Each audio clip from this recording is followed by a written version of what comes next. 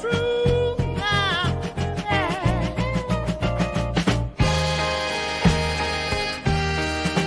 I'm here to speak and make it clear. I'm sorry, y'all, for all I've done, but I'm not the only one.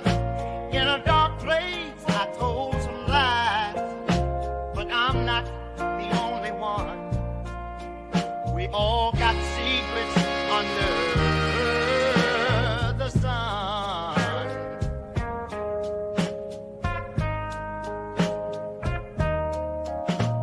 In the shadows, we played the game. Now I'm standing here taking the blame. A lot of y'all was at the freak off too, so don't put it all on me. That's just the truth.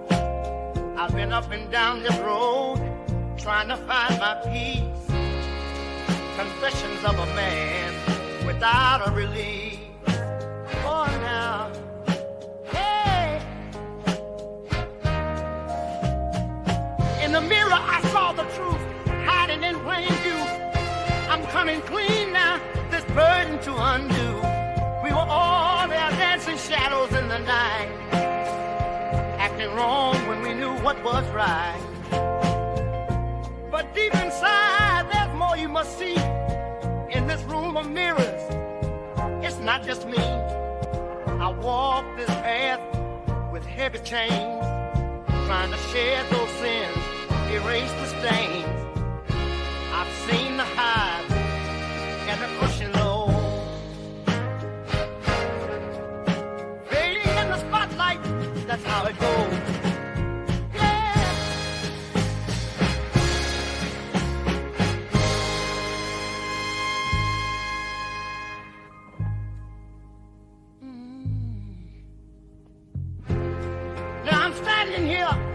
My sleeve, trying to clear the air, let the demons relieve.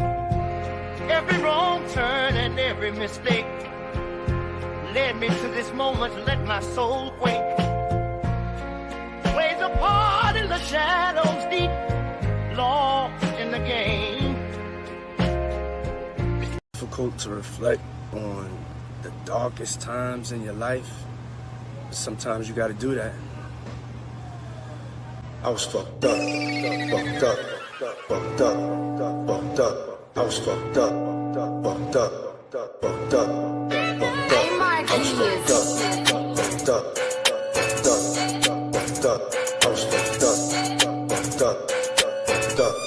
When I did it, I was fucked up, fucked up, fucked up, fucked up.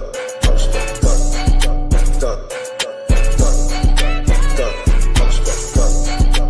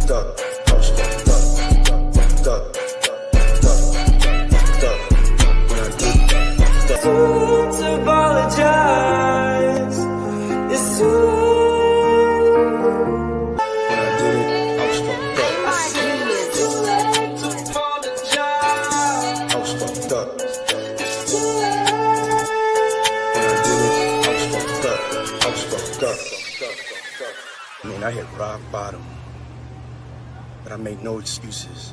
My behavior on that video is inexcusable. I take full responsibility for my actions in that video. Now you see now, you done fucked up, you know that, don't you? You know you done fucked up.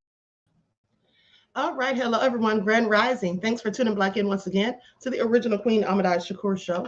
I'm your host, QueenAShakur, and this is your morning wake-up call. So as you're coming in, please feel free to go ahead and subscribe to the channel if you haven't done so already. Be sure to click that notification bell and click the word all so you're notified each time the Queen Goddess goes live. Okay, so let's get ready to get black into it. Everybody hit that like button.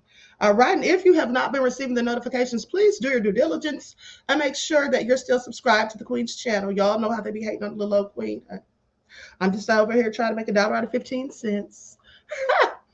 Okay, so with that all being said, let's see who's in here. Nessie X is in the house. Nina, Claudette, Rashid is here. Pearlie, Desmond.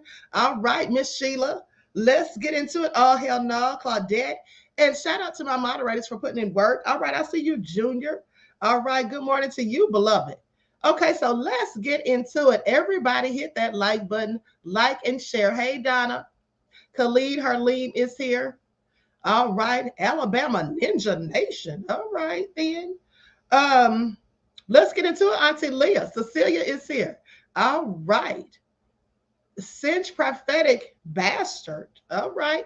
Terry, let's get into it. Lights up, everyone. Please like and share. Now, before we get started, let's have a brief word from my sponsor, 12 Tribes, because y'all know the Queen has to keep the lights on. All right, please pay attention. And then we'll get started with these receipts. Do not buy 12 Tribes on Earth hair growth oil and hair magic elixir unless you want super healthy, gorgeous hair that grows. They have a whole line of amazing hair growth products, including hair growth leave-in conditioner spray, hair growth shampoo, hair growth spray, and hair growth butter. I'm starting to sense a theme here. They include quality natural ingredients. They smell amazing, and you can see the results for yourself. So if you're looking for healthy hair growth for your natural or relaxed hair, try 12 Tribes on Earth today.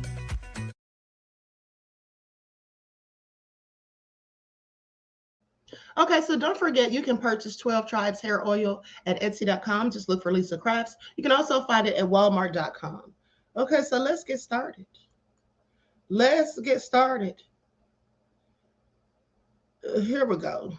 First off, let's talk about Cassie. Cassie Ventura reacts to Kanye West support for Sean Diddy Combs. Now, Cassie Ventura suddenly reacted after Kanye West accused her of extorting ex Sean Diddy Combs over her claims that he abused her during their relationship. The Me and You hitmaker responded to Kanye West's latest tweet storm, during which he accused her of extorting ex Sean Diddy Combs after she filed a lawsuit that Combs abused her during the nearly decade-long relationship. How every ninja you know hit a girl before everybody's so mad, but everybody's so mad at Puff. This is what Kanye said. I reported this yesterday. Now, West, who legally changed his name to Ye in 2021, said in a now-deleted tweet, March the 18th, so Cassie ain't extort Puff? That's what he asked. Y'all know Kanye is off the hinges. Now, he added saying, Cassie came to Puff and said, give me 30 million or I'm going to release a tell-all book. That looks like extortion to me. That's what Kanye said. He said that looks like extortion to him. Now, in response, the singer reshared a post from the Shade Room onto her Instagram stories March the 19th that featured a photo of Playboy Cardi and a tweet from the rapper that says, yay, shut the F up. Right, so Cassie's too telling him to shut the F up, apparently. Now, Ventura, who's expecting her third child with husband Alex Fine, with whom she already shares daughters Frankie, age 5, and Sonny, age 3, filed her lawsuit against Diddy, who is currently awaiting trial for charges related to sex trafficking in November of 2023. All right, and so Cassie wants him to shut the L up. So Kanye is saying that that's extortion. Now, one's in the chat. Rashid said we all have that one crazy uncle. I know that's right. Okay, so is the picture clear today, you guys? Because yesterday we were having some issues with it lagging, so I chose to turn off the camera. Although I forgot and turned the camera back on after I stopped sharing something on the screen. Okay, but one's in the chat.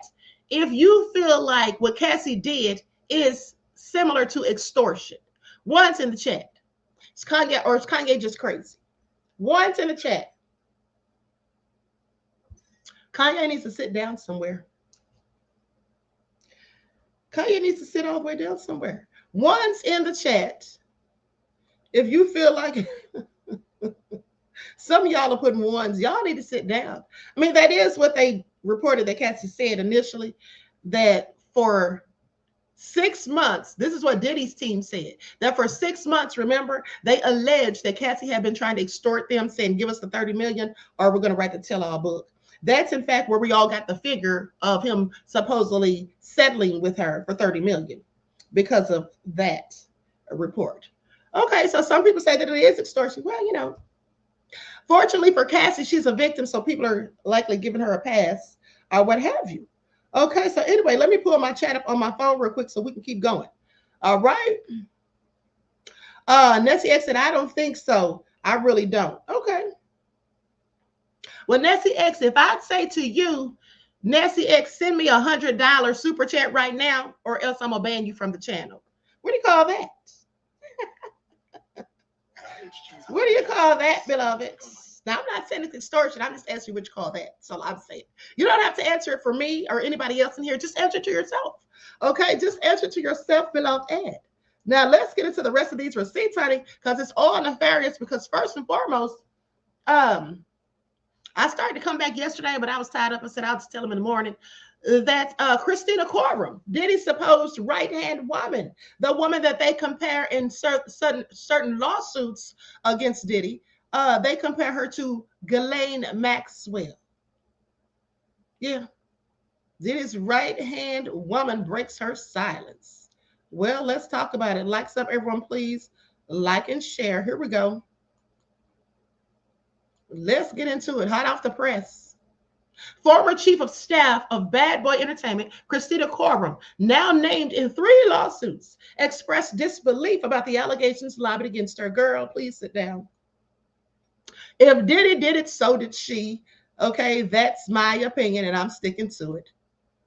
All right, so let's talk about it, because Miss Cororum said she don't know what y'all got going and why y'all got her name in it.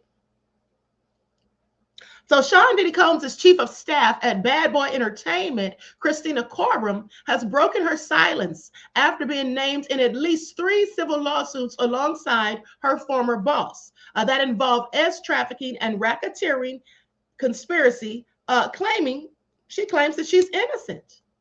Now, Khorrram, who's 38 years old, worked alongside the rap mogul for over a decade and has been described by him by the billionaire fashion and music icon as his right-hand woman, known as KK, honey. Do y'all think Miss Khorrram had something to do with it? Because y'all know a bunch of people, well, I'm not going to say a bunch, but a few people put her, in fact, in their lawsuits. Okay, they said that she was the one mixing up those drinks, that she was the one sending off the money, okay, to the SEX workers and all of that. They had a whole lot to say is all I'm saying. So, you know, now she's coming out and finally speaking for the first time, but let's keep going.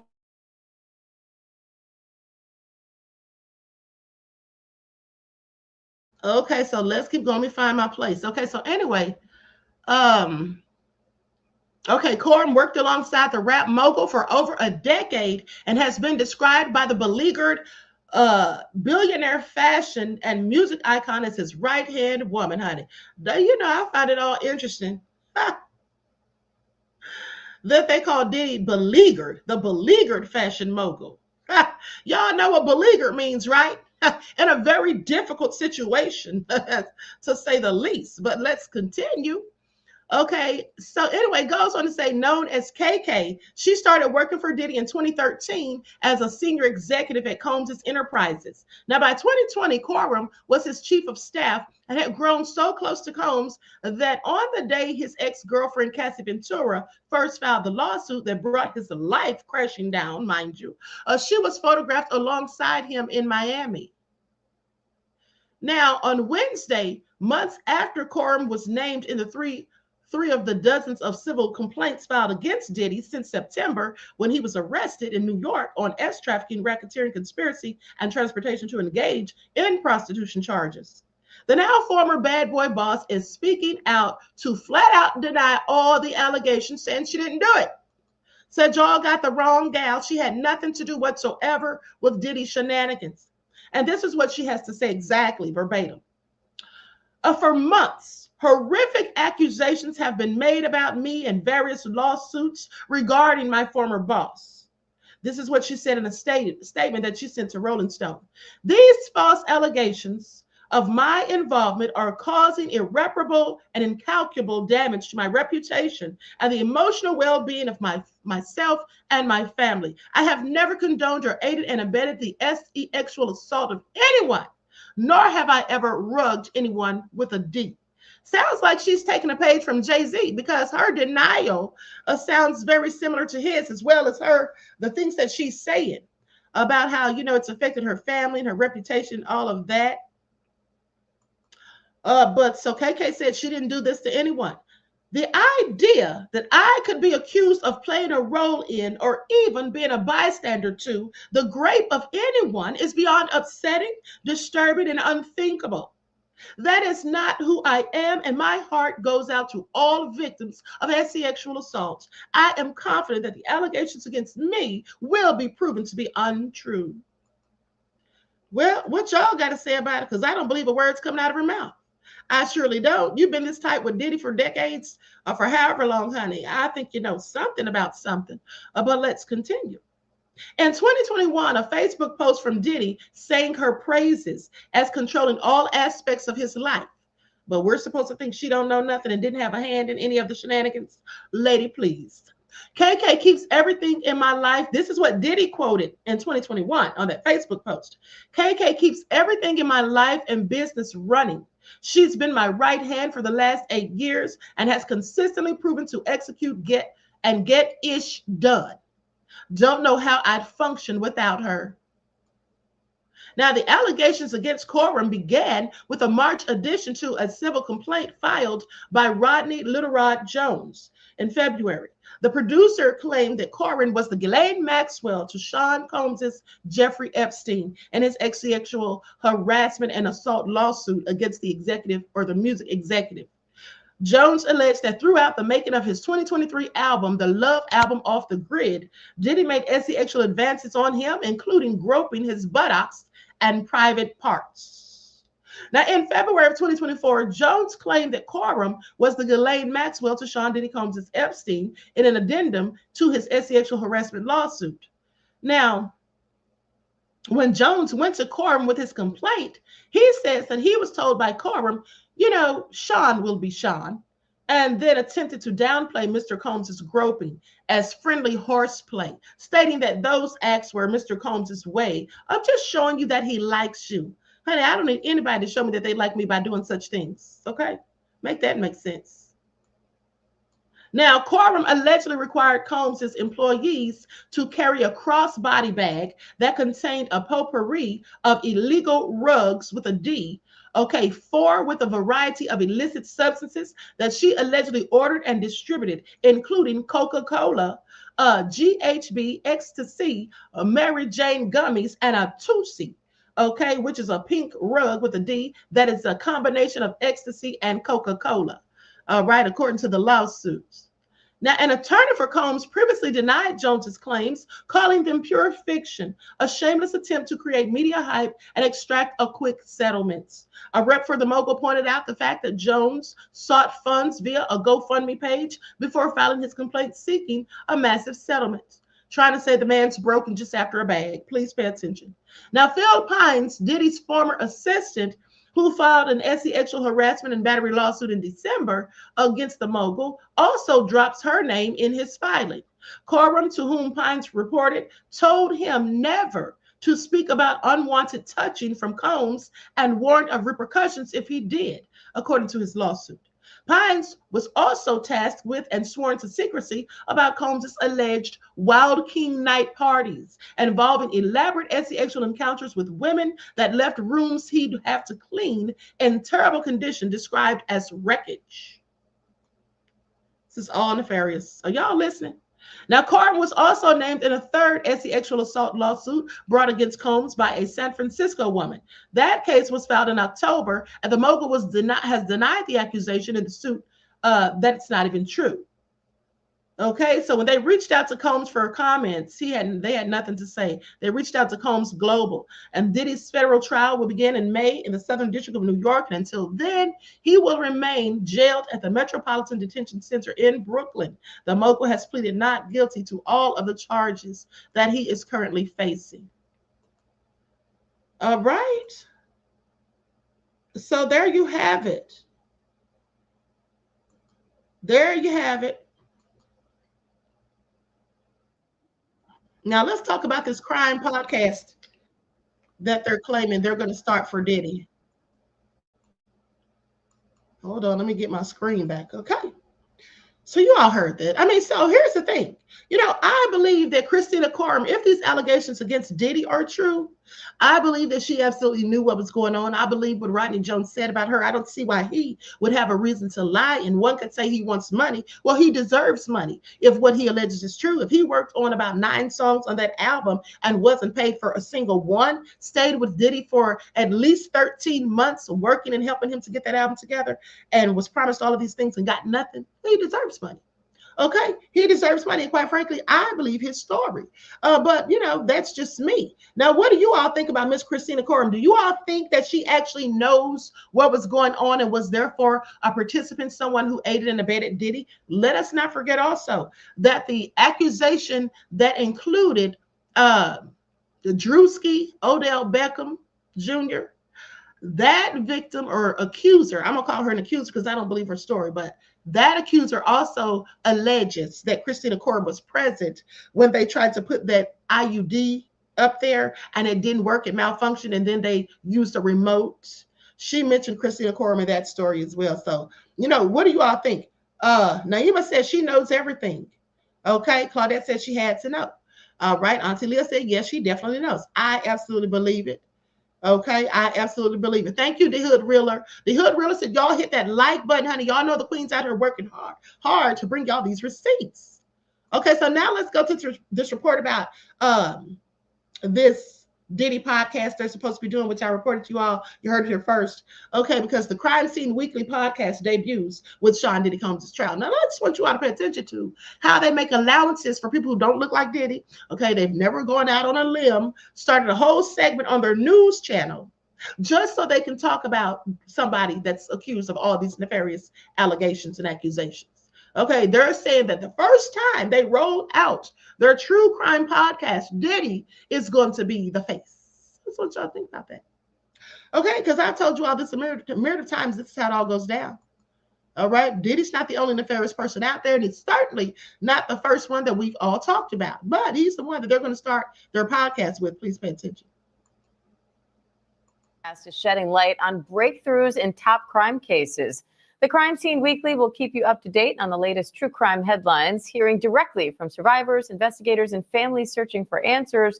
And it's hosted by our own Brad Milkey of the ABC News Start Here podcast. And Brad is here to tell us all about it. So, Brad, how did this come together, and what can we expect from Crime Scene Weekly? It's very exciting. You saw our imagery there, right? You got like the murder board. It's all happening, which you'd expect from me, right? Like the murder board, right? Like I'm a very crimey sort of person, right? When you look at me, clearly, you go like, this guy's solving hardened stuff. That's right. So what we thought was there's so many true crime stories out there right now. Like I'm often covering, daily news, and we don't always have time for these stories that are kind of endlessly fascinating. But there's so many of them. There's so many cases that, by the way, keep evolving. They keep developing. And so I think what the thinking was here was, what if we had a podcast where Brad not only talked to some of our reporters who have been covering these cases for months or sometimes years, but what if we were able to come in every week and really take a quick drive around the block on all of these cases that so many of our true crime listeners who are watching 2020 every week know that are developing, but it's so much to keep track of. So what are some of the cases you'll be covering? So we're looking to cover cases that continue to evolve, but are also kind of telling us a lot about the world that we're living in. So our first episode debuts tomorrow. It's about the killing of Tupac Shakur several decades ago. And what's new here is ABC got access to the only man who's ever been arrested for it. So Keefe D is right now sitting in a jail cell awaiting trial, and our own ABC's Josh Margolin got to talk to him one-on-one. He's the only person from a broadcast network who had done this on camera. Keefe D said, I want to talk to this guy. And so Josh went in and talked to him. And so we got to sit down with Josh and really go over this interview in depth about this story of a man who wasn't arrested for decades, but put himself at the scene of the crime in conversations with police and then later in memoirs. Well, now Josh sits down with him and the guy tells him that was all made up. Actually, I wasn't at the scene of the crime. I was just telling people what they wanted to hear. So we go deep on that, but then we also walk around, the block with all these other cases as well. So interesting. So the whole true crime thing is also interesting in and of itself because so many people unwind this way, right? They say, I had a really stressful. Okay, he needs to sit down and so does she. At the end of the day, look at their choice for how to start it off, okay? Now, talking to Keefe D is their way of segueing into the Diddy episodes. Please pay attention. And of course, they asked him during the interview about Diddy. Okay, and so there you have it. All right, that's what they're up to. But anyway, let's talk about Kanye West. Because what the hell's going on here? Kanye crashed out again and again, keeps saying all this crazy stuff, doesn't seem to give any F's about what he's doing. Went in on Jay-Z and Beyonce even more so. It's just doing a lot. Okay, so let's get into it. And here's the thing. I'm starting to think. Diddy came out yesterday, as I reported to you, and I told you that Diddy claims that he had no knowledge that Kanye was recording him on that jailhouse phone call. Diddy knew that Kanye was recording him. When I thought about it, I said, you know what? Diddy knew. Diddy knew. Okay, you know how I know Diddy knew? Because first off, Kanye had him on speaker. He had him on speaker. And I want you all to listen to this. I'm going to go back to a portion of it. And this is how you know that Diddy knew he was being recorded. Because if he wasn't being recorded, he should have asked himself, why the hell does he have me on speaker? Because he had to have known he was on speaker. Yeah, absolutely. I just felt that energy. It's like something was channeling through me. You know how I be when I get in that mode and it's like, God.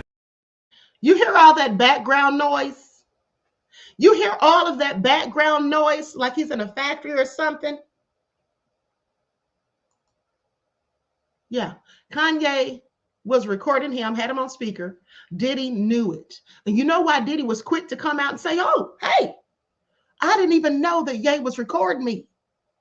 I didn't know he recorded that conversation for public consumption. Yeah, you did, Diddy. You know why Diddy came out and said that he didn't know? It's because remember that time months and months ago when Diddy's kids called him on his birthday, or he called his kids on his birthday, and they recorded it and put out a video. Remember that? Remember how Diddy got in a bit of trouble about that? They accused Diddy of trying to basically witness tamper, trying to get empathy and sympathy, trying to muddy the jury pool.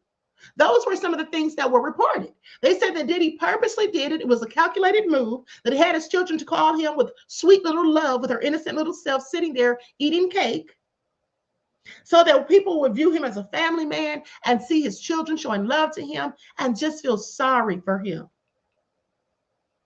And then when they said something to Diddy about that and it ended up being talked about in court filings, remember all of that? And so now Diddy wants to act like, oh, I didn't know that he recorded that conversation and made a whole video about it and put it out there for everybody to see. Yeah, you did, Diddy. Yeah, you did. Because the part that we didn't hear on the recording, or the call before that one was recorded, what did you really talk about then, Diddy? What did you and Kanye talk about then? See, I think that Diddy might be pulling strings here. Because Kanye has been going hard in the paint on Jay-Z and Beyonce. All of a sudden, he's been friendly and cheering for Diddy. All of a sudden, he was quiet for a while, like everybody else was quiet. All the other celebrities who were supposedly Diddy's friends had been quiet. But all of a sudden, Ye comes out and he starts taking up for Diddy and speaking out to Diddy and calling or taking calls from Diddy. And then even taking some of the heat for himself, saying that he and Cardi, C-A-R-T-I, not Cardi, but saying that he and Cardi beat women, but everybody hates Puff for beating women. Now, y'all don't think that's interesting? Or is this just a coincidence? What have Diddy and Kanye really been talking about? Because let's not forget that Kanye's been accused of S assaults too. Let's also not forget there is a lawsuit that was deemed frivolous by the court, and you all heard that lawsuit here first because I told you about it probably over a year ago. About a lawsuit that talked about Diddy, Jay-Z, Beyonce, Kanye, R. Kelly, the list went on and on, where they were accused of trafficking.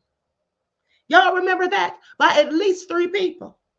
The judge said it was frivolous because it did sound far-fetched. It didn't sound impossible. Who knows what Diddy has on Kanye? Is Kanye on some of the footage that Diddy hasn't turned over and that the feds still likely want? This is all my opinion and pure speculation. But I have several questions. Okay, calling Diddy and being so chummy with him while going in on Jay-Z and Beyonce disrespectfully.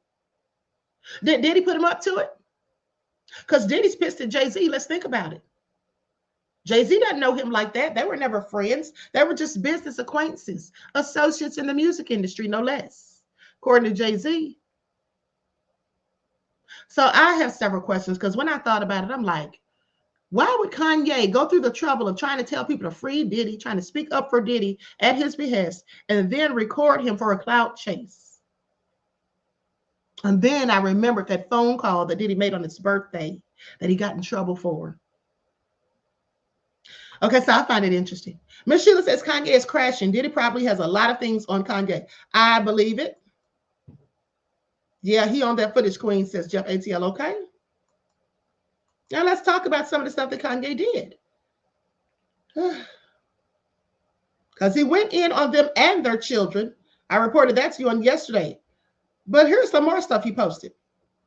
He says, after making a series of anti-Semitic comments on X later Wednesday, he turned his attention back to the 99 Problems rapper and the Texas Hold'em singer. I love Jay-Z and I feel bad. I do feel bad. Okay, this is what he said. I always felt like the black sheep, like I wanted family in this music-ish. I'd run on stages thinking I was doing the right thing and would always be a slight Hove night coming to my first wedding. Would always be a first slight Hove not coming to my wedding. So that's what he's mad about still, it seems. So long ago. But he's talking about how Jay-Z didn't come to his wedding and that was a slight. Like he purposely slighted him. He added, possibly alluding to his storming on stage and stealing the mic from Taylor Swift at the 2009 VMAs. The statement also referred to how Jay-Z, who sometimes goes by Hove, short for Hova, didn't attend Ye's wedding to Kim Kardashian. Now, continuing to write about Jay-Z, Kanye posted saying, him putting Kendrick on the Super Bowl over me. Oh, so that's why he's mad at Kendrick. Because remember, I told you all yesterday, I think it was, that Kanye said that he doesn't have beef with, he never had beef with Kendrick, but he thinks he does now. And he was like, Kendrick, please write a diss song about me. Just literally begging for the smoke. Now I see why. Says he picked Kendrick for the Super Bowl over me, or even us never being invited to Ish. Taking jabs about my red hat on Donda. Okay, Jay-Z signed a partnership with the NFL in 2019 to produce the Super Bowl halftimes. The Rock Nation founder tapped Kendrick Lamar to perform at the 2025 show. Now, Jay-Z has also been critical of Kanye's past support of Donald Trump, which is interesting because Jay-Z, why are you upset about Kanye supporting Donald Trump? Because Kanye did it in public. You didn't. I want you all to remember the story that I did. If you missed it, please go back and watch the story that I did called Rock Nation's Truth, with Jay-Z, Desiree Perez, and Trump on the cover. Well, that was all about how Jay-Z allegedly, according to reports, made a deal with Trump to get Desiree Perez pardoned. He made a deal with Trump. So what's he talking about? But let's continue. Oh, how quickly we forget. All right. So anyway, it goes on to say, he was critical of Kanye's past support of Donald Trump, who has become synonymous with the red Make America Great Again hats that Ye has famously and controversially worn. He says, I felt like both him and his wife could have helped me have more leverage with my kids. They could have used their cultural position to not just watch the Kardashians run me over. Ish hurts. So F both of them, because when I needed them, it was F me. That's what he said. That's what he said. And here's the post right here if you don't believe it. See, Jay-Z does stuff secretly behind closed doors. Kanye was all up in Trump's face, wearing the Make America Great Again hats and all of that. Jay-Z quietly and silently, allegedly, went and made a deal with Trump so he could get his buddy, the CEO of his company, pardoned. This is all alleged, but it has been reported. Okay, I showed you all the receipts. So in additional posts shared Wednesday, Ye also made outlandish claims about his ex-wife and her family. I am 100% convinced that my children are in a S trafficking ring. This is what he said. These are very inflammatory and serious accusations for him to be saying. Now, when he and Kim go back to court, I wonder what the judge is going to say about him saying such things. Because, of course, even if it were true, the judge is not going to believe it. Please pay attention. Okay, just like they didn't believe that other families who were saying the things about Kanye, Beyonce, Jay-Z, Diddy, R. Kelly, and so on and so forth. Seemingly referring to Kardashian's mom, Kris Jenner, he said, the grandmother signed for the S tape. I guess he's talking about the tape between Kim and Ray J. The Kardashians are sex workers, and they S traffic all of the Black children they strategically produce. Kanye might be telling some secrets. I want you all to pay attention, because one thing we know about Kanye from past experiences is that when he goes on those rants and starts talking too much, he starts exposing things. I'm not saying what he's saying is true. I'm just saying that I don't know if it's true or not. The Kardashians are S workers, and they S traffic all of the Black children they strategically produce. And yet another post, he said, Kim Kardashian is an S trafficker. Well, you know, I wouldn't be surprised. And this is just me, because let's not forget. Let's not forget that Kim is like the brand ambassador, is she not, for Balenciaga? And we've seen the nefarious ads that they have for kids. Okay, anybody tied to that, I have several questions. Okay, I have several questions. And let's not forget the day that Kris Jenner was saying Balenciaga and she called it Balenciaga, B-A-A-L. Okay, yeah. So anyway, goes on to say the post reached out to the representative of Jay-Z and Beyonce and Kim Kardashian. And so West's previous comments about Jay-Z and Beyonce's children appalled Kardashian. Okay, Kim has had enough, and she's done trying to be reasonable with Kanye when it comes to communication. This is what an inside source said. The Keeping Up with the Kardashians alum finds her ex-husband's comments shocking and offensive, and feels no matter what feud Kanye has going with Jay and Beyonce, kids are off limits. Kardashian and West married in Florence, Italy in May of 2014. They finalized their divorce in November of 2022 after the Skims founder filed to dissolve the marriage in February of 2021. West has been in a spat with his ex over the use of their daughter North's vocals in the latest song, and this is his latest song, which features accused S-trafficker Sean Diddy Combs. On Tuesday, he accused her of controlling their 4 Black children, saying that the man has the first and final say over his kids. See, he definitely shouldn't have said that, because that's going to sound misogynistic, which it is, but the judge is definitely going to say that's misogynistic. Okay? And then why is he calling Kim Twigs? Is that his pet name for her? Because that's another thing. He was referring to Kim as Twigs, talking about the stuff that Twigs was doing to him. And does anybody know why he calls her that?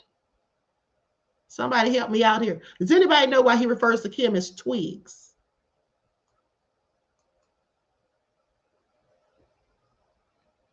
Rashid said they both said the tooth fairy rants. Auntie Leah said Twigs. Yeah, that's what he was referring to her as. He was calling Kim Twigs, honey. I guess that's what he was talking about. I thought it was maybe a version of Skims or something. He's trying to be funny. But anyway, with that all being said, He has definitely ignited a firestorm, coming out saying all these shocking things and making these claims. Okay. Kim Kardashian cut short daughter North's visit with Kanye. Okay, this came out 49 minutes ago. Okay, this is breaking news. Kim Kardashian pulls the plug on daughter North's visit with Kanye West after learning that Andrew Tate and brother Tristan would be there. So now he's hanging out with these two misogynistic people, allegedly. Okay, so it says Kim Kardashian abruptly cut short her daughter North's meeting with her father after learning Andrew Tate and his brother Tristan would be there. Now, the disgraced rapper this week slapped his ex-wife with baseless claims that she was pimping out their children in a series of vile posts on X. West, who shares the kids with the Skims founder, made the shocking allegations that North took part in an FKA Twigs song and subsequent TikTok video. Oh, so Twigs is a song. Because when he kept saying Twigs did this and Twigs did that, I'm like, why is he calling Kim Twigs? Okay, so he's talking about a song that she supposedly participated in. Took part in the FKA song and subsequent TikTok video. But he wants her to be on a song with Diddy, and he's complaining about that. Now, as North paid a visit to her father last week, Kardashian immediately pulled the plug on her meeting after her security team informed her that Andrew and Tristan Tate would be en route to the location. Now, an emergency hearing took place last week after West took their daughter's feature on his new track, Lonely Roads Still Go to Sunshine, alongside Diddy Sean Combs. Okay, and he went ahead and released it, even though they made an agreement that he would not do so. Now, Kardashian, West, and their legal reps met with a mediator to discuss his recent social media tirades, which included everything from him confessing that he's a Hitler-loving Nazi to him selling swastika t-shirts. Discussing also briefly touched on the Tate brothers. Okay, Tate and his brother Tristan left Romania last month after a travel ban on them was lifted while they faced charges, including human trafficking, all part of an alleged organized crime ring. I mean, I'm just perplexed at how Kanye doesn't seem to think that this is going to affect him having any type of custody of his children, whether partial or otherwise. The outlet adds that the rapper agreed not to release the track during the mediation meeting or whatever, but he ended up releasing it. So, yeah, Kanye has crashed out real bad. But I believe that there's some truth to some of the things that he's saying. Okay, I believe there's absolutely some truth to the things that he's saying, just from other circumstances that have arisen. So now, let's go back to what Jay-Z, no. Before we go back to that, let's go to Tony Buzbee. Because, y'all, Tony Buzbee is just down bad as far as I'm concerned. Just down bad. Let's go back and talk about how Tony Buzbee just quit that lawsuit after the courts revealed that he was not allowed to practice. Buzbee confirmed that he would be stepping away from the case, but plans to remain involved. Prominent Houston-based attorney Tony Buzbee has withdrawn as attorney in the ongoing months-long legal battle involving rapper Sean Diddy Combs. The notice filed Monday night stated that Buzbee was withdrawn from the lawsuit after the judge ordered him to explain why he failed to disclose that he's not permitted to practice in the Southern District of New York. Why would that make him just withdraw from the case, though? Did you all ask yourselves that? Okay. Per the court document, Buzbee moved to withdraw his appearance until such time as he is admitted to practice in the district. Buzbee's client will continue to be represented by the remaining counsel on the case from Curtis Law. Buzbee signed off on the filing. Buzbee withdrew after U.S. District Judge Ronnie Abrams issued an order for Buzbee to file a letter explaining why he failed to notify the court about the issue earlier and proposed next steps to rectify it. In Abrams' order, the judge says Buzbee was warned about his admittance to practice in a parallel case and did not address it in court. Abrams could reject Buzbee's motion and request the attorney explain why he didn't disclose such information.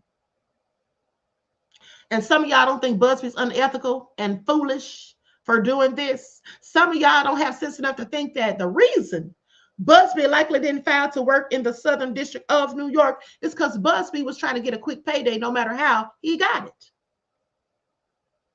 He wasn't planning on going to court. If he was planning on stepping foot in that courtroom, he would have done what he was supposed to do. But then again, does Buzbee work for Diddy? Does Buzbee work for Diddy?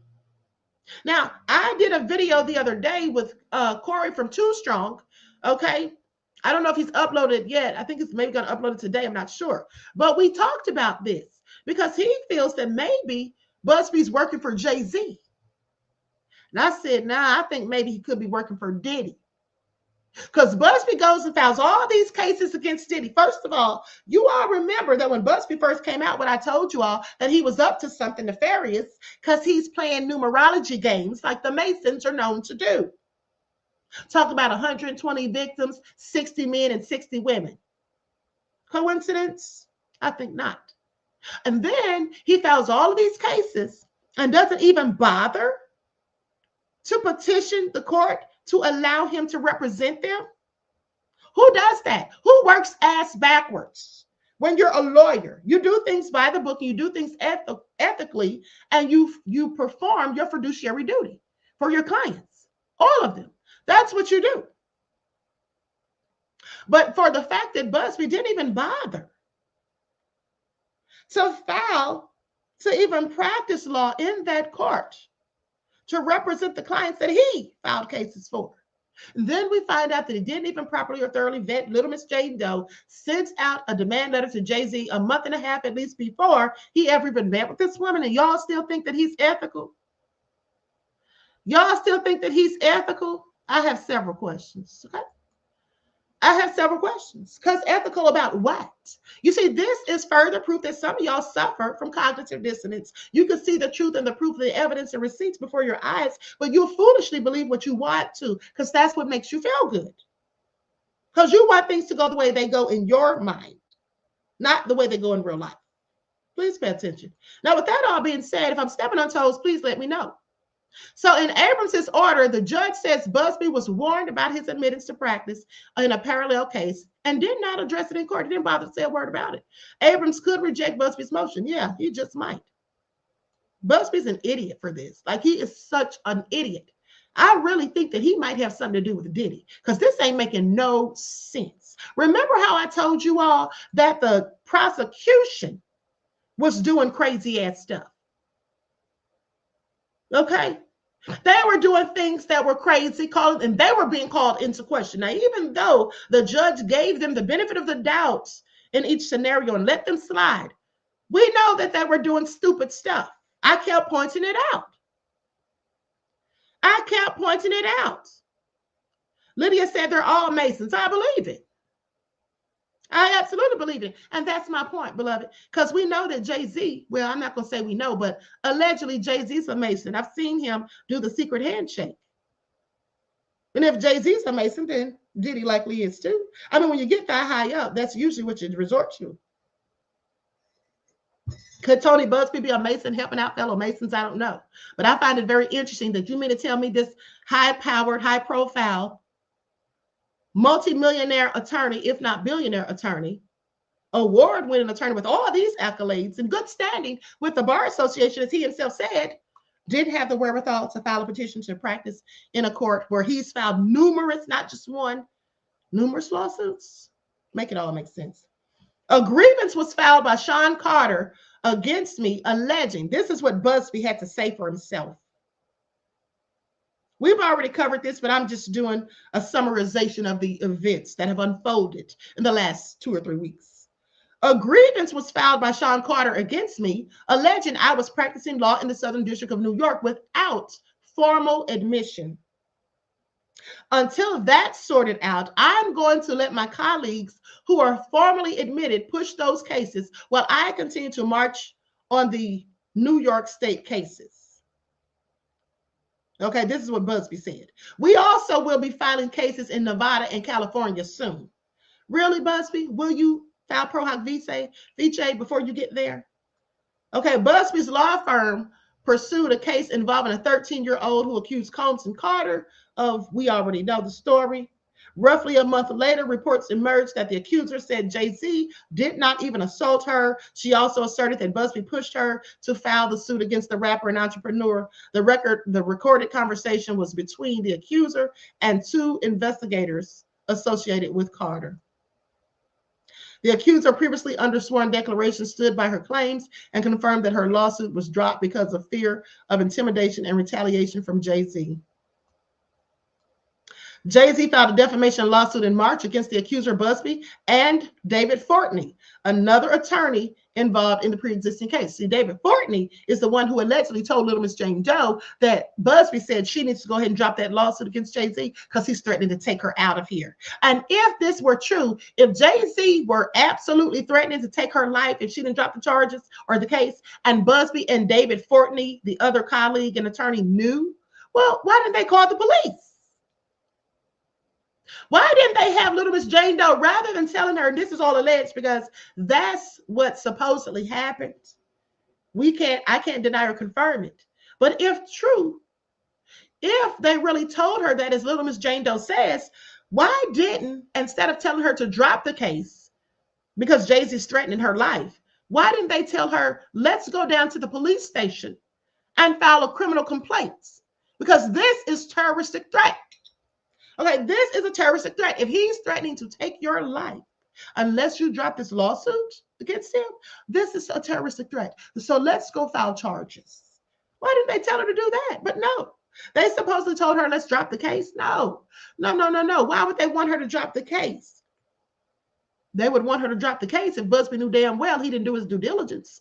They would want her to drop the case if Buzbee knew that he could receive sanctions if it became exposed that he didn't do what he was supposed to do when it came to vetting her and file this case, not even knowing whether or not it was actually frivolous or viable. Buzbee would want to drop the case if this meant that a further investigation into his vetting of this case or handling period of this case would also have them start looking at other cases that he was involved in. Isn't that what Alex Spiro said, or alluded to, at least in his declaration?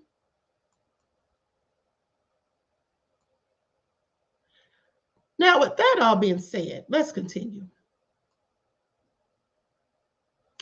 So, Jay-Z filed a defamation lawsuit. This is the second legal filing against Buzbee directly. The rapper previously filed a complaint accusing the attorney of naked extortion.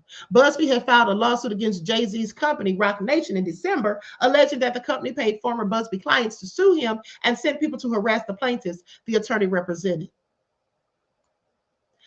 Now, Buzbee said that Jay-Z's company sent people to harass him. And then Jane Doe came out and said that they sent people to harass her. And then let's not forget that some TikTokers came out months ago and said that there were people coming to harass them that were asking about Diddy. And then you have people coming and asking about Jay-Z. Y'all don't think that maybe Diddy and Jay-Z are working together behind the scenes? I literally just thought about that. Because Diddy, there's these people on TikTok, remember? The 2 big guys went to the man's house and was asking him about Diddy and about changing his story of what he's reporting on his content. And then there was a young lady who said that she had spoken to one of these men on the phone. They went to her old address looking for her. And they were asking about Diddy, and now we have people coming around asking about Jay-Z. This is all starting to sound real reminiscent of each other. And then Jay-Z files defamation against Tony Buzbee, and then Diddy files defamation against Ariel Mitchell Kidd, another attorney, who I also, by the way, told you was shady. Do you all not pay attention that you always hear it here first? Didn't I, the queen, tell you initially that Tony Buzbee, there was something sketchy about it when he came out with that 1-800 number and you play it with numerology? I pointed that out. And then I pointed out Ariel Mitchell. And now both of them have been sued for defamation involving Jay-Z and Diddy. So Jay-Z and Diddy, and then Diddy also is suing NBC for making that documentary. So Diddy and Jay-Z both filed defamation lawsuits against attorneys. Diddy and Jay-Z both have been accused of having people going around contacting people at their behest and asking a myriad of questions and wanting people to supposedly change stories. Y'all don't find that interesting? What the hell's really going on here? And who is working for who? Because I'm starting to think that Diddy is a damn puppet master. I'm starting to think that Diddy is not just pulling the strings because he may have footage that nobody else has or even knows where it is. But I'm starting to think that Diddy is pulling the strings on a whole lot of stuff that's going on. Okay? Including Kanye going on these rants. Right? Including Kanye recording that phone call. Okay, I want y'all to pay attention. And is Kanye trying to distract us with all this stuff he said about Jay-Z and Beyonce? Is he trying to cause some sort of distraction where things are going on behind closed doors, like Jay-Z and Diddy working together? I'm just saying this is all a whole hot mess, and I have a whole lot of questions. Okay, I have a whole lot of questions. Just Anticipate said, who knows? J. Doe may be telling the truth, and Diddy and Jay-Z and Buzbee may be in cahoots. They could be in cahoots, but she's not telling the truth. Please stop saying that. Don't anybody on my page say it again that Jane Doe's telling the truth, okay? Please don't. All right, unless you want to get roasted. Okay? If you think Jane Doe at this point is telling the truth, please keep it to yourself. Because Jane Doe is absolutely not telling the truth. We've already established that she's lied 4 other times about the same type of thing. So for anyone at this point to think that she's telling the truth, I'm sorry, that's insanity. None of her stories checked out. None of it. None of her story has checked out. Now, if you don't like Jay-Z and Diddy, just say that. Because I don't like Jay-Z and Diddy. But I still don't believe Little Miss Jane Doe. I still don't believe Little Miss Jane Doe. Okay? Okay, go ahead. Y'all can say she's innocent if you want to. If you really feel like she's innocent, go ahead. I'm not going to stop you. You can disagree, but you sound crazy to me. That's all I'm telling you. Okay? That's all I'm telling you. There's no way in the hell that she could be telling the truth. And if you have common sense, critical thinking skills, you would know that. You would know that. The hood really said Queen is funny as hell. But I'm being serious. You would know that. You know that. Her own doctor testified in court against her. She's told lies about S assault before, even lied on the father of her own child. But you want to think that she's possibly still telling the truth? The people that she placed at the scene of the incident were not even in town. Did she make it all up? I think she did. I think she did. The question I have is, did Tony Buzbee really convince her to say something about Jay-Z? I think he did. And you know why I think he did? Because this is what I want you all to remember, because nobody's talking about this. Remember when Jay-Z said, well, first of all, let's not forget that the Queen told you all that there had to be more than one minor that was going to accuse Jay-Z. Because when Alex Spiro had said a statement one day, he specifically said Tony Buzbee had accused Jay-Z, his client, of minors with an S. And I pointed that out to y'all. I said, why is he saying minors in plural? Is there somebody else going to come out and accuse Jay-Z of something that was also a minor? And then we find out that there was a male who Buzbee was supposed to be representing that was allegedly a minor and had initially accused Jay-Z. But Buzbee, for whatever reason, never filed the case. Remember Jay-Z talking about 2 demand letters, possibly, that Buzbee was going to send? Why did Buzbee never file that other case? Could he not convince the other person to go ahead and follow through with saying something about Jay-Z? I don't know, but I find that interesting that he didn't file that other case that definitely was spoken about. Okay? Just think about it. Ask yourself. Now, I'm not saying that I'm absolutely 100% correct. I'm just telling you what I think. That Crazy Bitch Eric said Buzzy is a sleazeball. Okay? That's the X said exactly. Janice said Kanye has lawsuits on himself as well. Exactly. Which further what makes me believe that Diddy may have something on him. Okay. Maybe that's why all of a sudden now he's Diddy's biggest cheerleader and all of that. I just have questions. So anyway, that all been said. Listen, we really don't have all of the facts as of yet. Hopefully we'll have them when the trial starts. Maybe, maybe not. It's going to be a whole lot of lying going on. Okay. I'm pretty sure it's going to be a whole lot of lying going on. I'm not talking about the accusers. I'm talking about some of these people are going to be, and Diddy is going to be lying too, in my opinion. Now, let's go to this audio or go to this report with Jay-Z's attorney. This was from a week ago. I think I played this for you all, but let's go listen to this again. Okay, what he had to say about little Miss Jane Doe.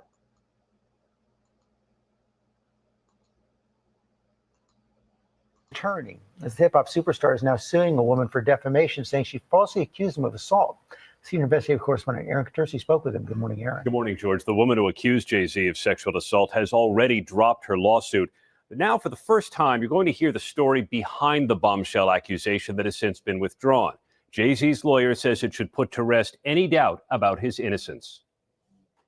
This morning, the woman who said she was 13 when Sean Jay-Z Carter and Sean Diddy Combs sexually assaulted her after the 2000 MTV Video Music Awards is heard talking to private investigators about her claim and agreeing that Jay-Z did not assault her. But Jay-Z you're saying he was definitely there? But he had no part in it, or he was just... He was there. He was just there, but he didn't have anything to do with any sexual acts towards you. It was strictly, yeah. The woman is also heard saying her lawyer put her up to suing one of the world's most recognizable stars. He was the one that kind of pushed me towards going forward with him. With Jay-Z. Buzbee did? Yeah. Do you know why? No.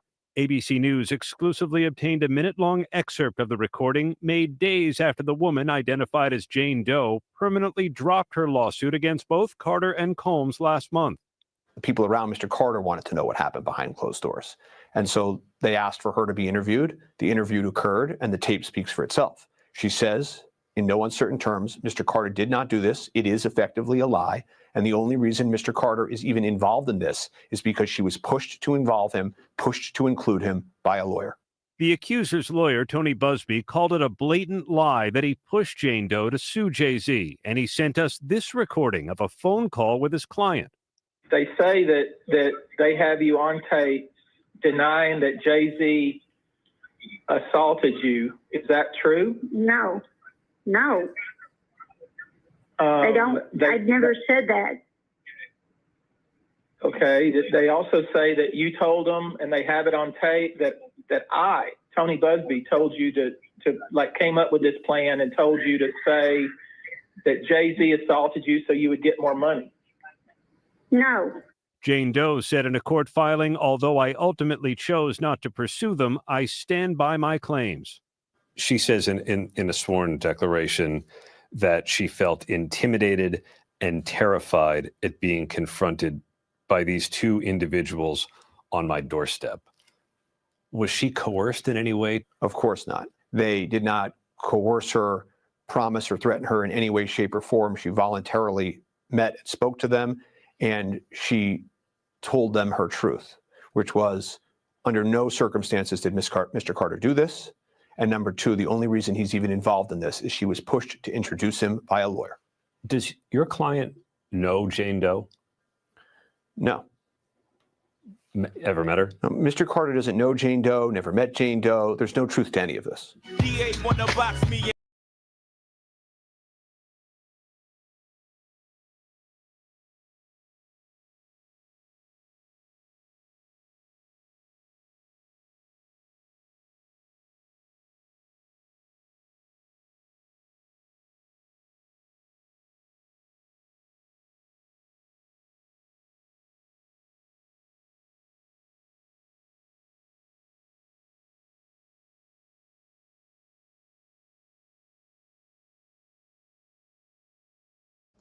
Thank you, beloved. I forgot I was muted. Okay, thank you. Okay, so with that all being said, I think that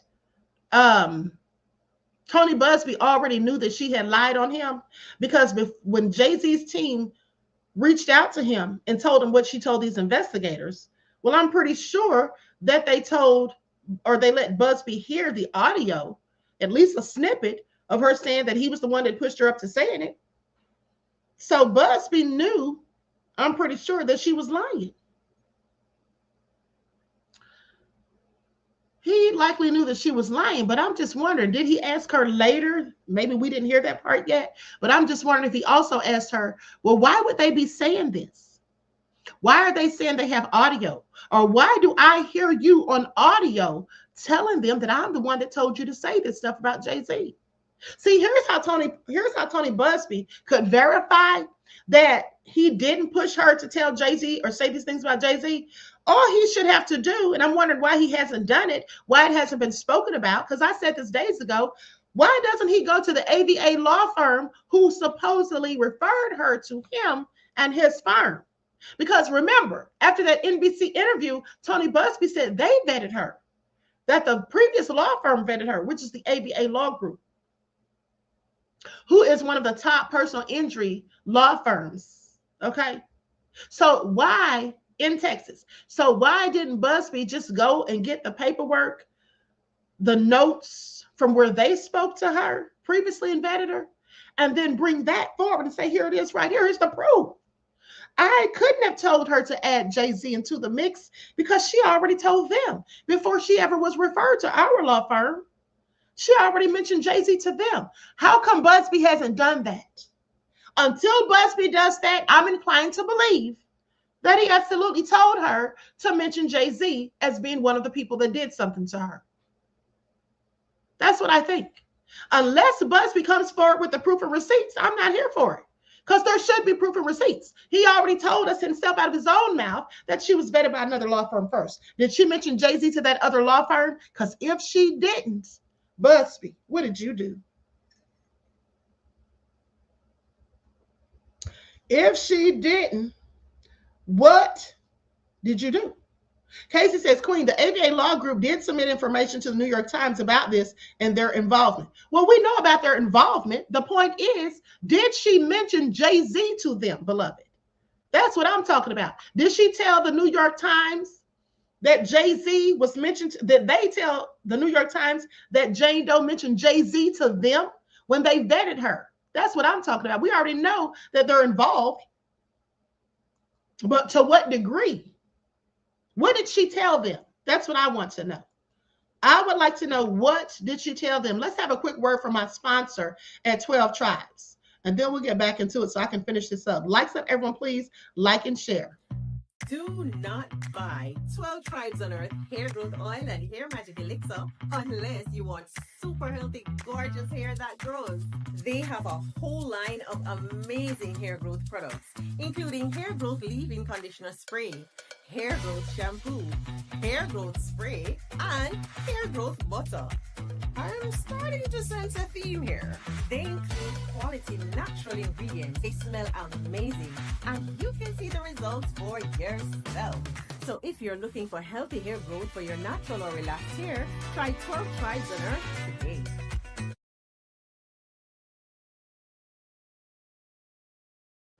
Okay, so with that all been said, don't forget to purchase 12 Tribes oil for your hair at Etsy.com. Just look for Lisa Crafts, and you can also find it at Walmart.com. I'm sorry, I was distracted. Okay, let me see something here. The accuser stated in a sworn declaration that she chose not to pursue the allegations. Spiro has stated that there is no truth to any of the allegations. Spiro has stated that he has never met nor spoken to Jane Doe, the individual that made the accusations against Jay-Z. Okay, so hold on. This is what I'm looking for right here. Jay-Z accuser claims attorney pushed her to sue mogul in newly released recording.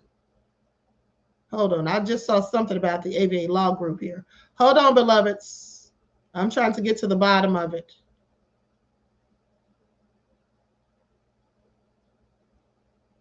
Yeah, I don't see any time anywhere where the AVA law group says anything about her mentioning Jay-Z to them. Now, that's not to say that she didn't, but I don't see anything about that in this report.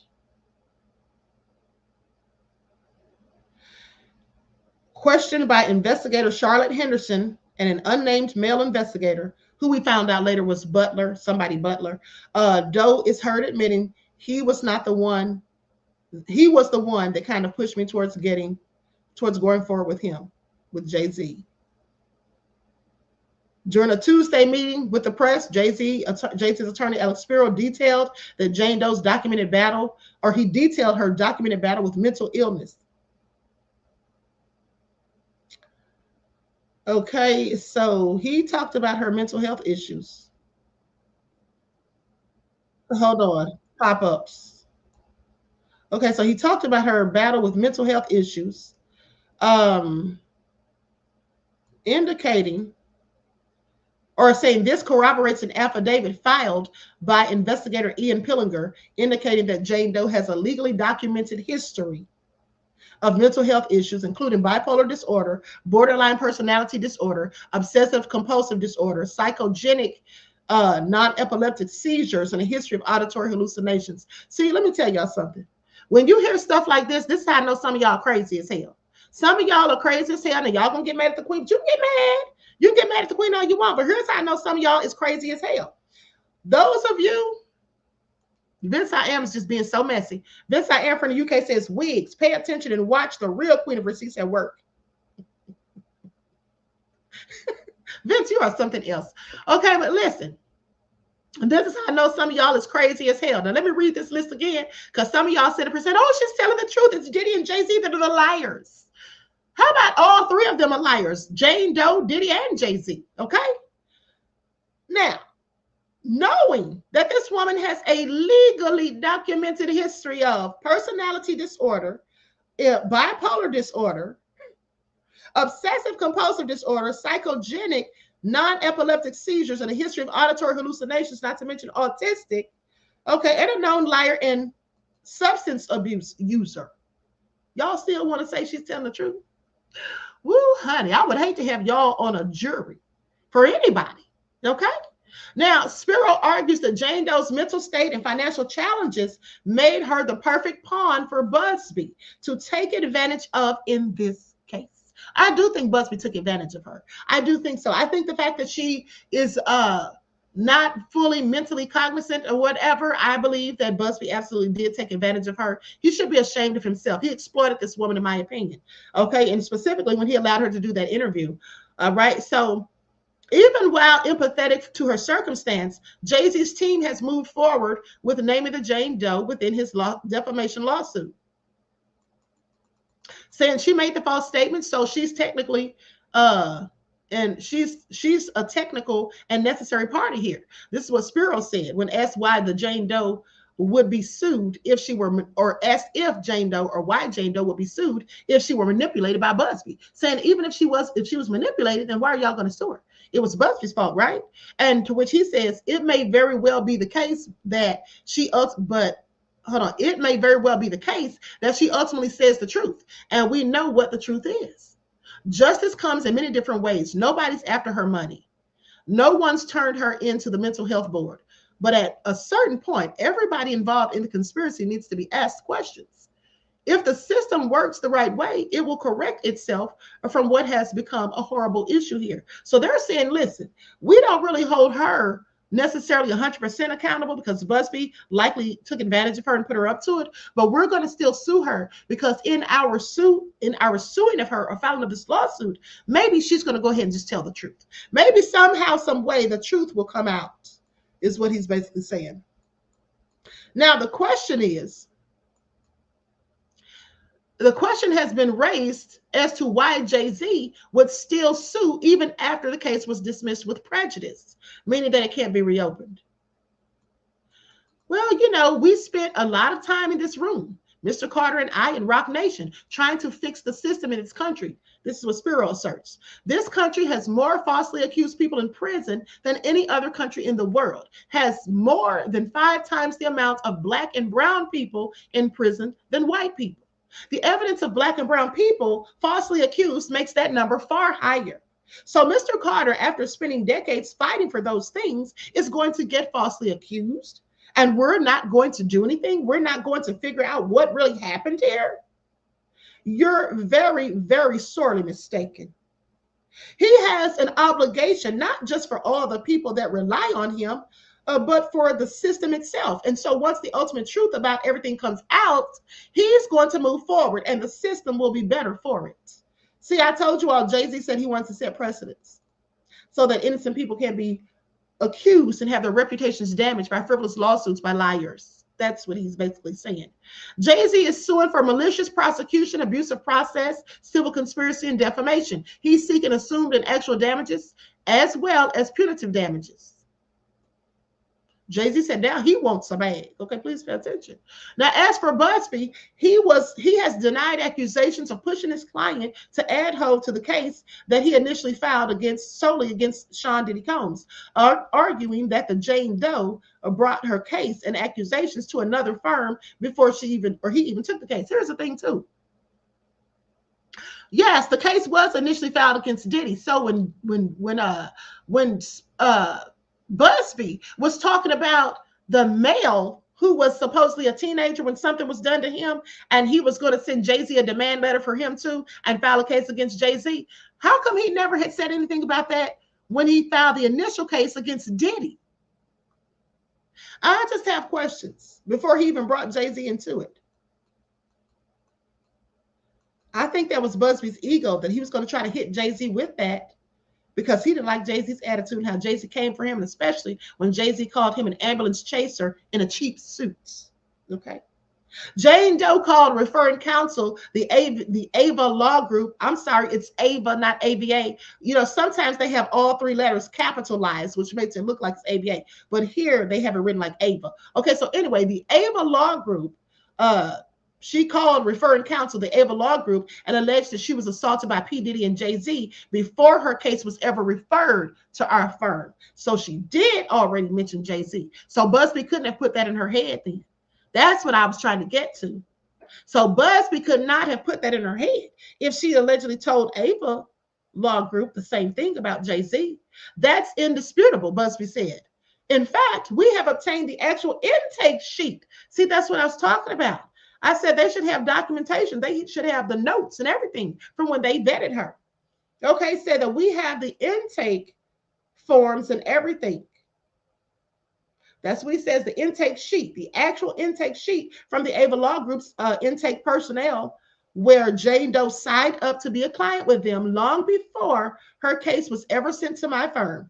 In that form created by their firm, I think it shows who she was making the assertions against. Those investigators likely didn't know that the paper trail would demonstrably prove that what they said was false. So Buzbee said they're lying, honey. He said that he didn't tell her that. But here's the thing. Buzbee may not have told her to say Jay-Z, but she's the one that told them that. They still have her on audio saying that. So why is she lying on her lawyer? Why is she lying on her own lawyer? Because she's the one that told them that. Okay, they didn't come up with it. They basically asked her about Jay-Z. Well, Jay-Z was there. You're saying he was there, but he didn't do anything to you, right? He wasn't one of the participants. And she said, yeah, like he didn't do anything. And then said, I find it all so interesting. I mean, where is this all going? What do you all think about it?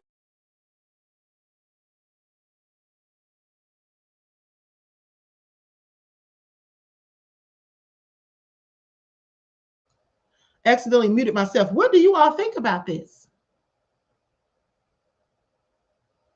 Because Buzbee said he has a paper trail. Those investigators likely didn't know that the paper trail would demonstrably prove that what they said to be false. Well, it's not what they said. That's the thing. It's not what they said. It's what little Miss Jane Doe said. She's the one who supposedly told them that Tony Buzbee pushed her up to it. So it proves that what she said is false. You hear how Buzbee says what they said is false? The reason why Buzbee wants to say what they said is false is because he doesn't want to accuse little Miss Jane Doe of being a liar. But little Miss Jane Doe is absolutely a liar. Okay? She is absolutely a liar. Nicole says Jane Doe been running plays. Well, she's definitely saying one thing over here and something else over here.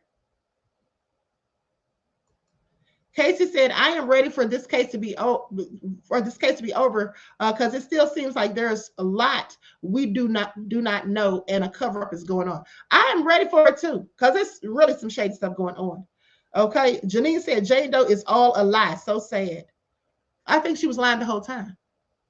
Okay, I think she was lying the whole time. Anita said Jane Doe is a whole liar. I absolutely believe she is. You can't believe anything she says because here's the thing. Even if she was telling the truth, which I don't think she is, but even if she were telling the truth, the thing we have to pay attention to is the fact that her story is falling apart. No one has corroborated her story, not a single person. No one has corroborated her story. And where's this celebrity B that I think was J-Lo in Tony Buzbee's filing? Tony Buzbee's not said anything about that. Little Miss Jane Doe didn't say anything about that, and they didn't ask her. They only asked her about Jay-Z. They didn't ask her anything about Diddy. So whatever happened to Celebrity B? Did Celebrity B tell them any information, I wonder? Did Celebrity B get pay them off behind the scenes? I just have a whole lot of questions. But at the end of the day, what I do know is that there's a whole lot of lying going on as it pertains to Diddy's case. A whole lot of lying going on. People that have made accusations are lying. Some of the attorneys are lying. Ariel Mitchell Kidd. With that all being said, at the end of the day, allegedly, let me just say allegedly, but I do believe that Ariel Mitchell Kidd has told a bunch of lies herself. So all of this has dirtied the jury pool. And is Diddy going to get a fair trial? Is he going to get off on a technicality? That all remains to be seen. But I would not be surprised if he did get off on a technicality. Okay. If Diddy is convicted, he's not going to get a whole lot of time, in my opinion, because they just don't have a really great case. Okay. Miss Sheila said it's falling apart. It absolutely is. It absolutely is. This whole thing is falling apart at the seams. Okay, I don't believe anything that Tony Buzbee or little Miss Jane Doe says at this point. I already didn't believe anything Diddy and Jay-Z said, but now I don't believe the other two either. Okay, this is all nefarious. Auntie Leah said, "Tell Jay I would believe him after he takes the DNA test for Amir." You know he's not going to do that, beloved. You know that's what he's not going to do. Miss Sheila said, "Sometimes I think they all go out for drinks after they've driven us crazy." You know what, beloved? That's a good point, okay? That's a good point. So with that all being said, I'm going to conclude this broadcast. Listen, there is a whole lot that we don't know. There is a whole lot that's missing, okay? But at the end of the day, the bottom line is Miss Jane Doe is not a credible witness. See, the sad thing in her situation is, even if she is telling the truth, who would believe her in court? Maybe that's why the case was dismissed. Who would believe her after knowing her history of mental health issues, using illegal substances, just telling lies, assaulting people with bodily fluids, all the stuff that they have, and having autism and seizures and all of these things compiled? Okay. At the end of the day, she's not a credible witness. And so the case has been dismissed, but the fact of the matter is Jay-Z going to win his defamation lawsuit against her? I think he absolutely is. And against Buzbee.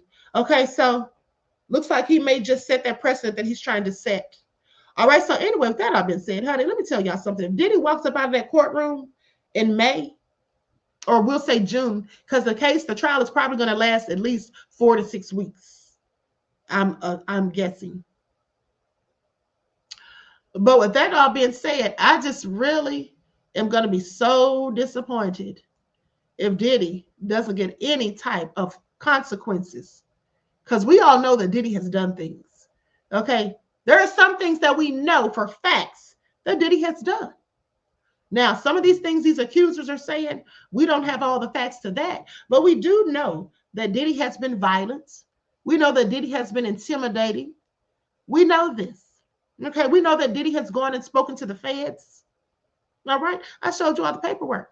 We know that Diddy has taken money from his artists, taken their publishing. We know because he gave it back to some of them when they recently agreed to sign an NDA. So they couldn't say anything about all these accusations that he's now facing. So we know that Diddy has done some nefarious things. But out of all the things that Diddy has been accused of, there's no way I'm going to believe that none of it's true. Some of it isn't true, but absolutely I believe a lot of it is. Him dangling that woman from a 17-story balcony, I believe that. Okay? More than one witness has alleged it. Somebody getting shot at Chalice Recording Studios when he and his son, Justin, were in there with the person. One of them had to have shot him. Who? Okay? Let's talk about it. Natanya Rubin says Diddy's the one that shot her in the face. We know that 9 people died at an event that Diddy was hosting and that he was conducting and promoting. City College. So we know that there's a lot of things that Diddy absolutely has done. That's for facts. Attacking his son's football coach. Going upside the head of Steve Stout. Attacking Shakir Stewart and threatening to kill him, and that man's now dead. We know some of the things that Diddy has done. And just for what we know of Diddy, he should absolutely be in prison. Okay? He should absolutely be in prison. All right? And so with that all being said, Miss Sheila said, yes, Queen, he has done some evil things. I absolutely agree. I absolutely agree. Okay, so with that all being said, I love you all to life. I hope you all enjoy the rest of this beautiful day. Each one teach one. That's how we grow and thrive. Do something productive, constructive, but never destructive. And always remember, beloveds, to keep the Most High first in your lives. Okay, and make sure that you're looking for uploads, because I promise you, I'm about to upload something about Trump that I find so nefarious. I'm about to upload something about Trump in about the next hour. Okay, I'm about to record it and upload it. So make sure you all are looking for your uploads today. Okay, so I love you all to life. I hope you enjoy the rest of this day. Don't forget to like and share. Also, double check to make sure that you're still subscribed to the channel, especially if you have not been receiving your notifications. Okay, so each one teach one. That's how we grow and thrive. Do something productive, constructive, but never destructive. And always remember, beloveds, to keep the Most High first in your lives. Peace.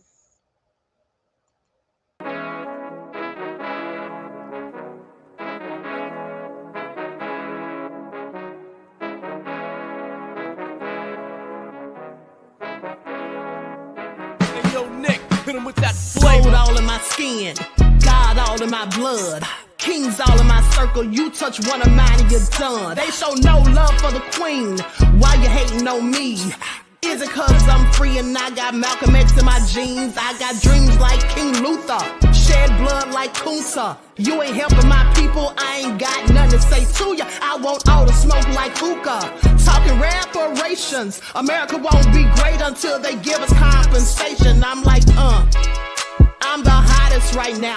See a bunch of lames out here trying to jock on my style. They be doing too much. I'm the queen, it's too easy. It's like they all at Popeyes, how they be talking so greasy.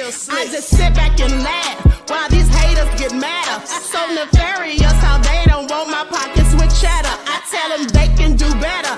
These snakes in the grass can leave a bite on your ass, cause y'all be trusting too fast. I got my foot on the gas, other one on they necks. Dropping receipts on haters, you better show some respect. I'm never facing regrets, we only facing the threats. Running through every challenge like a relay, break no sweat. It's a cold game, so I got that blanket with me. Now that my people awaken, ain't no going to sleep. I do not play by my piece. This time I'm playing for keeps. You talking slick, but when I see you like them ends, we gon' meet. And I got gold all in my skin, God all in my blood, kings all in my circle. You touch one of mine and you done. They show no love for the queen. Why they hating on me? Is it cause I'm free and I got Malcolm X in my jeans and I got gold all in my skin, God all in my blood, kings all in my circle. touch one of mine and you done. They show no love for the queen. Why they hating on me? Is it cause I'm free and I got Malcolm X in my jeans and I got